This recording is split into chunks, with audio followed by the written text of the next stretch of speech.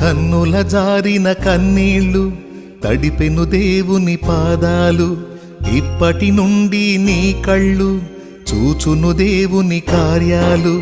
కన్నుల జారిన కన్నీళ్ళు తడిపెను దేవుని పాదాలు, ఇప్పటి నుండి నీ కళ్ళు చూచును దేవుని కార్యాలు. ఉందిలే దీవెనా ఎందుక వేదన, పొందిన యాతన దేవుడే మరచునా.